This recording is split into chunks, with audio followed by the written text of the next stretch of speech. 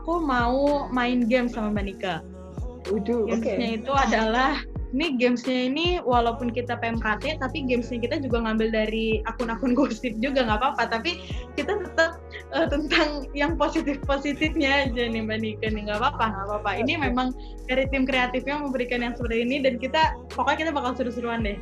Shalom semuanya, sebelum lanjut ke part berikutnya, pastiin dulu ya kalian udah like dan subscribe channel YouTube PMKT.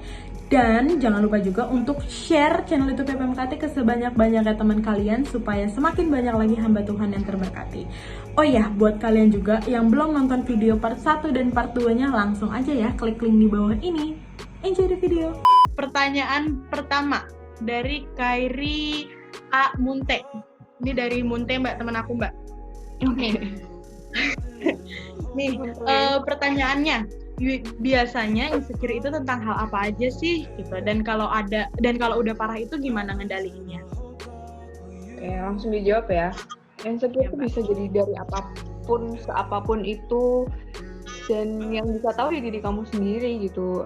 Kamu faktornya banyak banget, tapi memang ada beberapa garis besarnya gitu.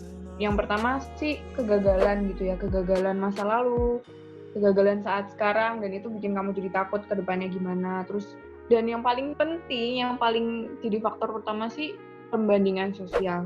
Kamu ngebandingin diri kamu sama orang lain. Itu sih faktor yang bener-bener sangat amat mempengaruhi. Tuh. Terus kalau udah parah, sharing ke teman sih. Sharing ke orang yang bisa dipercaya, dan siapa tahu itu bisa meringankan dampak dari insecurities-nya kayak gitu. Terus minta tolong Tuhan yang bisa mulihin kita, nggak ada yang bisa selain Tuhan. Bisa juga minta doa bareng gitu sama teman untuk saling menguatkan gitu ya Mbak. Oke. Next nih Mbak, ada pertanyaan dari Yovanka Elizabeth. Nih, pertanyaannya adalah apa sih ciri-cirinya insecure? Bisa gak sih kadang kita nggak sadar kalau kita lagi insecure?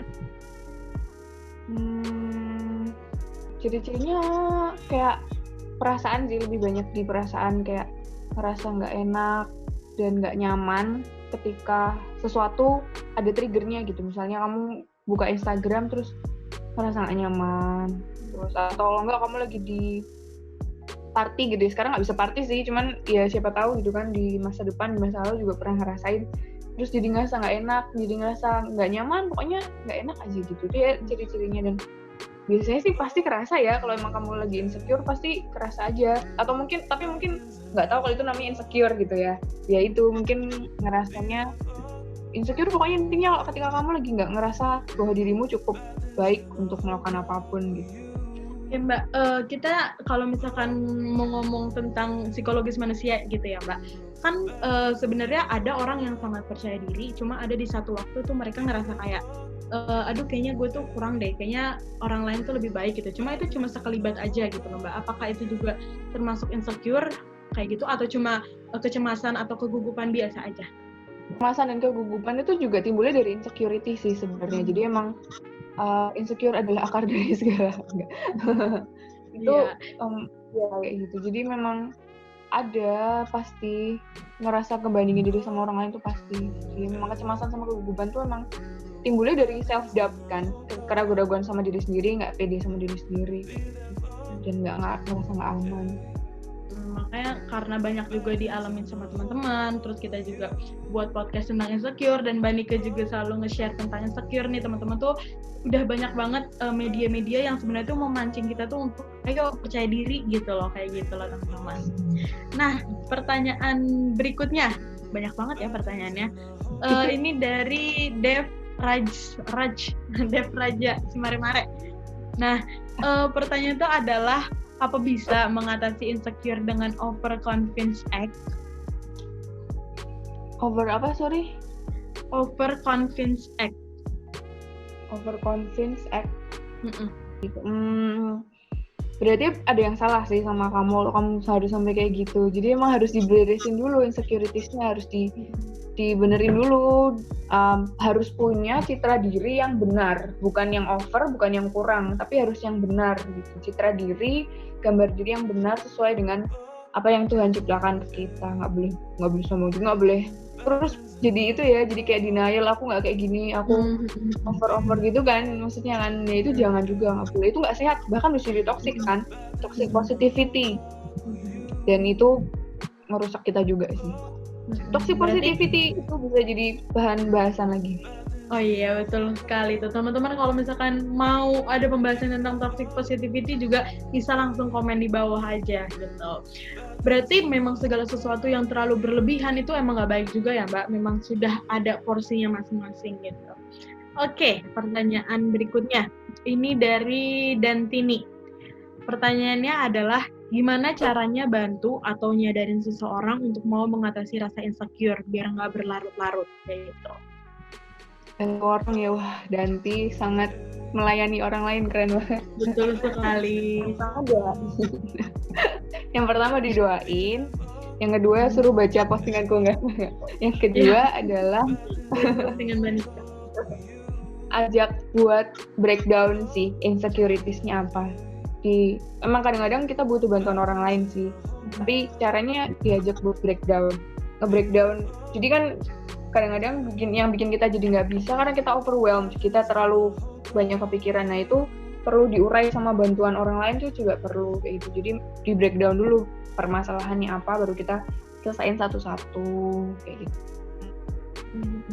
Nah Mbak, kalau misalkan kita orang lain tuh lagi insecure gitu, terus cerita ke kita, itu kan mungkin banyak orang juga yang nggak sadar omongannya itu malah bikin orang lain itu tambah ngedown kayak gitu kan Mbak. Ada juga yang aduh sebenarnya gue juga nggak tahu nih cara nanggepin orang yang insecure itu kayak gimana gitu. Sebenarnya itu gimana sih Mbak cara kita menanggapi mereka gitu?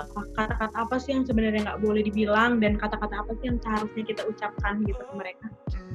Wah ini bisa panjang juga, tapi yang pasti kita nggak bisa ngerti persis apa yang dia rasain gitu kan. Tapi yang penting kita bilang kalau kita ada buat dia, kalau emang butuh apa-apa bilang, dan jangan menghakimi. Please banget jangan menghakimi. Permasalahan yang temanmu hadapin tuh nggak sama yang kamu hadapin kayak gitu.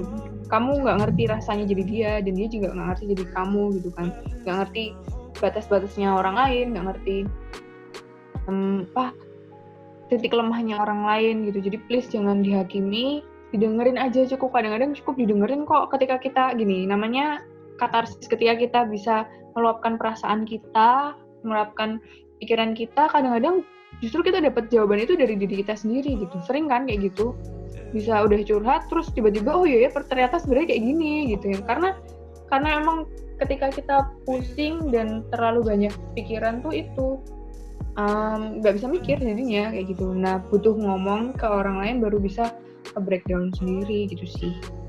Oke, jadi sebenarnya kalau untuk kita dicurhatin orang lain itu adalah poinnya kita mendengarkan mereka, kita jangan menghakimi, dan kita mencoba juga untuk mengerti, memosisikan diri kita tuh sebagai mereka gitu loh.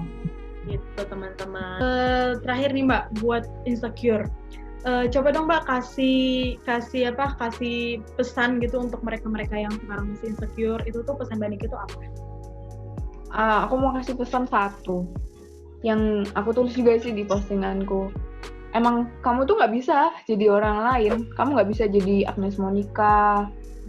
Kamu nggak bisa jadi siapa ya, Najwa Shihab gitu. Tapi Najwa Shihab juga nggak akan bisa jadi kamu. Agnes Monica nggak akan bisa juga jadi kamu. Jadi cintai dirimu sendiri. Jadilah seperti apa yang Tuhan sudah tetapkan, dan setiap kita udah punya tujuan masing-masing dalam hidup kita. Gitu.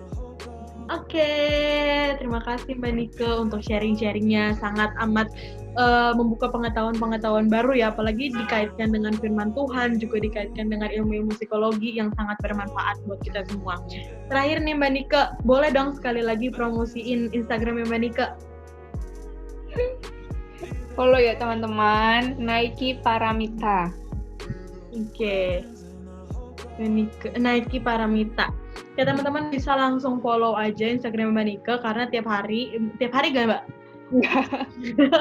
Pokoknya kapanpun Mbak Nike update tuh updateannya itu selalu insightful, selalu membuka pengetahuan-pengetahuan, juga bisa ningkatin self confidence kalian masing-masing gitu. Ya, dan jangan lupa juga kalian langsung juga follow IG PMKT karena kita tuh bakalan upload di IG PMKT terus gitu tentang mungkin nanti kita mau ada topik tentang apa, dan kalian juga boleh banget nih untuk teman-teman semua untuk DM aja IG PMKT gitu, misalkan tolong dong minggu ini ada konten apa gitu, tolong dong minggu ini ada konten apa gitu, langsung aja. Pokoknya kita siap melayani kapanpun dimanapun teman-teman semuanya berada gitu. Oke, makasih Mbak Nike, makasih juga untuk semua yang udah tonton Kates ini, PMKT Podcast pertama kalinya hacep abis gitu. Jangan lupa teman-teman semuanya buat like, comment, subscribe, dan share video ini ke sebanyak-banyaknya teman kalian, supaya dengan harapan ya kita juga bisa saling memberkati satu sama lain. Dadah! Terima kasih Mbak Nike. God bless you. God bless you.